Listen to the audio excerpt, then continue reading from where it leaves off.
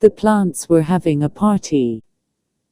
The sun shone brightly in the garden, and the plants were finally ready to celebrate. After months of hard work and tending to their garden, the plants could finally let loose and have a party to celebrate the end of summer. The pumpkin plants had grown their largest pumpkins yet, and the sunflowers were bright and cheerful. The corn stalks rustled in the wind, and the tomatoes were plump and juicy. All of the plants had worked hard to make the garden a beautiful place, and now it was time to enjoy the fruits of their labor.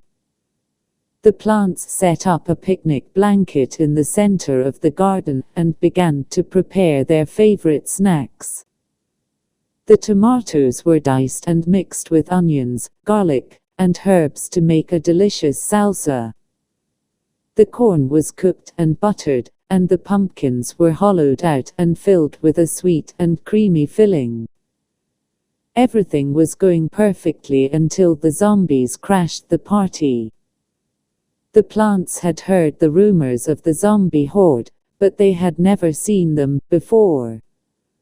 So when the horde of zombified myths started to march through the garden, the plants were terrified. Witches, werewolves, vampires, and other creatures of the night were all marching through the garden, their eyes glowing with an eerie hunger. The plants knew they had no chance against the horde, so they quickly hid in the shadows and watched as the zombies feasted on the garden. The pumpkins were the first to go, their sweet flesh devoured in seconds. The corn was ripped from the stalks and thrown into the air, its kernels scattered across the garden. The tomatoes were squashed and mixed with the dirt and mud, creating a gruesome soup. The plants were horrified, but there was nothing they could do. They could only watch as the zombies destroyed their garden. Just when the plants thought all hope was lost, a voice called out from the shadows. "Do not fear, plants. I am here to help you." The plants looked around, but all they saw were the shadows of the night. Then, from the shadows, stepped a figure wearing a cloak and carrying a scythe. It was the Grim Reaper. The Grim Reaper waved his scythe in the air, and the zombies stopped in their tracks. He then pointed his scythe at the plants and said, "Do not fear, plants. I am here to help.